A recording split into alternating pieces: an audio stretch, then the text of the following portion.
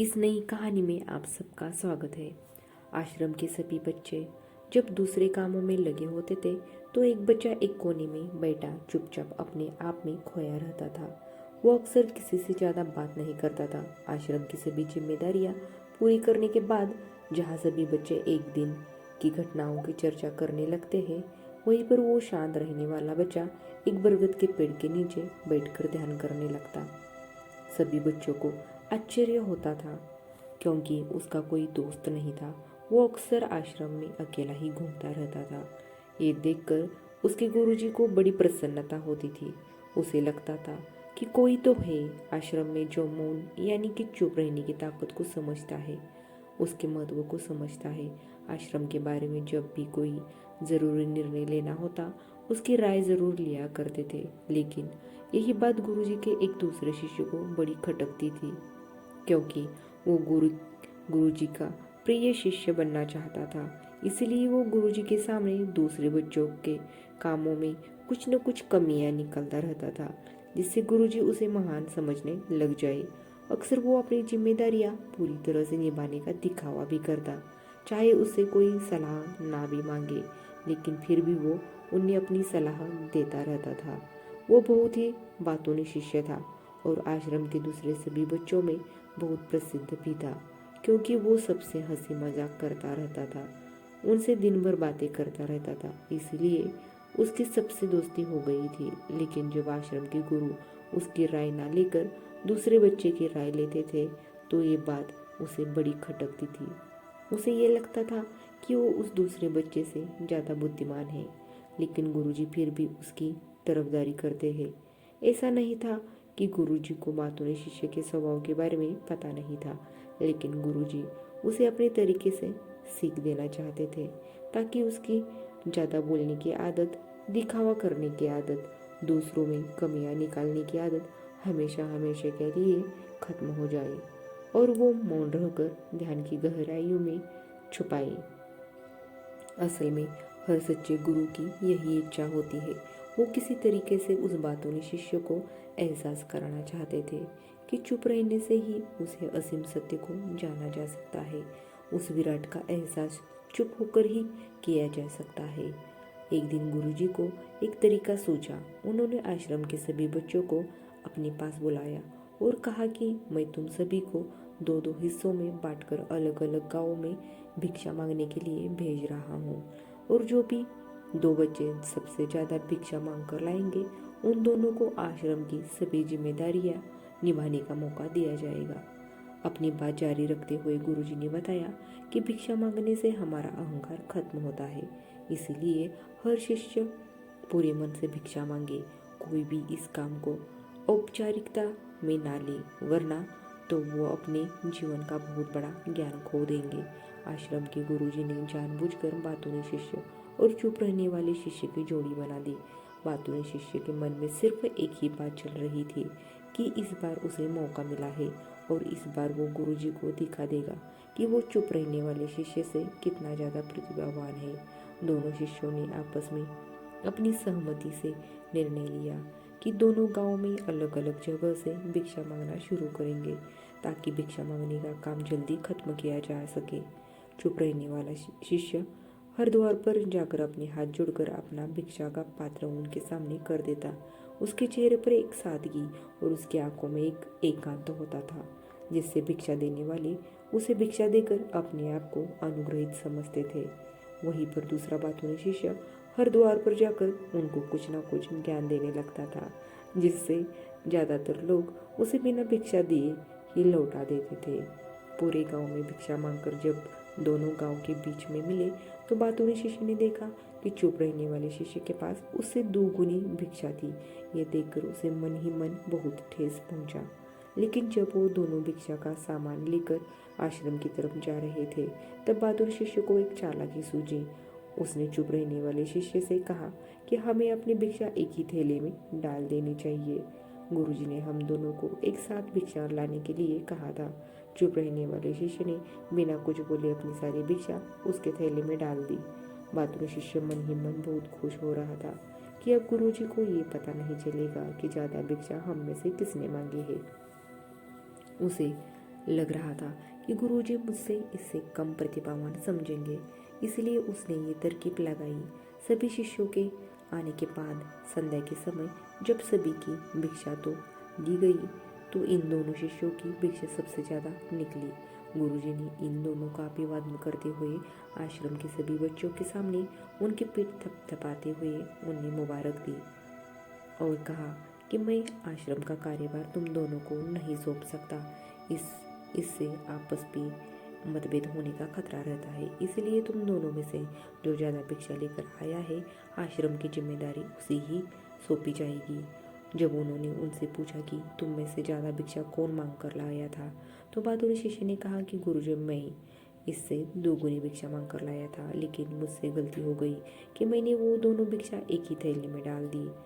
मुझे नहीं पता था कि आप ऐसा निर्णय लेने वाले हैं, वरना तो मैं अपनी शिक्षा का थैला अलग ही रखता। इस पर गुरुजी ने चुप रहने वाले शिष्य से पूछा कि क्या तुम इसके बात से सहमत हो? क्या तुम इससे कम भिक्षा लेकर आए थे? ये सुनकर चुप रहने वाले शिष्य ने कहा कि गुरुजी, मेरे पास ऐसा कोई साधन नहीं है जिससे मैं ये साबित कर पाऊँ कि मैं इससे ज़्यादा भिक्षा लेकर आया था। असल में ये उल्टा बोल रहा है, दोगुनी भिक्षा मैं लेकर आया था। मैं मुझसे आधी भिक्षा लेकर आया था और इसी ने ही मुझे भिक्षा एक थैली में डालने की बात कही थी। आश्रम से कुछ दूरी पर एक पहाड़ी थी जिसके पीछे सूरज अभी अभी संध्या के समय पर ढल रहा था। गुरुजी को पता था कि सच कौन बोल रहा है, लेकिन बाकी बच्चों के सामने सच साबित करने के लिए उन्होंने उन दोनों से एक सवाल पूछा कि पीछे पहाड़ी पर तुम्हें क्या दिखाई दे रहा है। यह सुनकर वाचार शिष्य झट से बोल पड़ा कि गुरुजी, पहाड़ी के पीछे सूरज अपना रंग बिखेर रहा है, आसमान में लालिमा छाई हुई है, ये बहुत ही सुंदर दृश्य है। वो तो और भी बहुत कुछ कहना चाहता था, लेकिन गुरुजी ने उसे चुप करते हुए दूसरे शिष्य से जवाब जानने के लिए जब उसकी तरफ देखा तो उसकी आंखों में आंसू भरे हुए थे। श्रद्धा, भक्ति और प्रेम से उसकी आंखें भर आई थी। गुरुजी को उसे पूछने की जरूरत ही नहीं पड़ी। गुरुजी ने सभी बच्चों को संबोधित करते हुए कहा कि मैंने सवाल किया था कि पहाड़ी के पीछे तुम्हें क्या दिखाई दे रहा है। ज़्यादातर लोगों को यही दिखाई देगा कि एक बहुत ही सुंदर दृश्य है, लेकिन मजे की बात यही है कि सुंदरता बोलकर नहीं बताई जा सकती, उसे महसूस किया जा सकता है और सामने वाला उस सुंदरता को आपकी आंखों में देख पाता है। चुप रहने वाले शिष्य की तरफ इशारा करते हुए गुरुजी ने कहा कि असल में सुंदरता इसी बच्चे ने देखी है, दूसरे बच्चे ने सिर्फ सुंदरता की उपव्याख्या देखी है, लेकिन इसने वास्तविकता में उस सुंदरता को महसूस किया है। अपने आप को ऊंचा दिखाने की सभी कोशिशें नाकाम होती देख वाचार शिष्य वहीं पर फुट कर रोने लगा। उसको चुप कराते हुए गुरुजी ने कहा कि बेटा, मुझे पहले से ही पता था कि तुम झूठ बोल रहे हो, लेकिन मैं तुम्हें उस झूठ का एहसास कराना चाहता था। सभी बच्चों को संबोधित करते हुए गुरुजी ने बताया कि शब्द जाल की तरह होते हैं। हमारे ज़्यादा बोलने की वजह से हमारी सारी समस्याएं पैदा होती है। जब कोई आदमी एक बात को बड़ा चढ़ाकर बोल देता है तो उसे सिद्ध करने के लिए वो शब्दों के जाल में फंसता चला जाता है और इसी वजह से अंतर्मुखी होने के बजाय वो बहिर्मुखी होता चला जाता है। वहीं पर जिस भी व्यक्ति को अपनी अंतर यात्रा करनी होती है, उसे सबसे पहले चुप रहना सीखना होता है।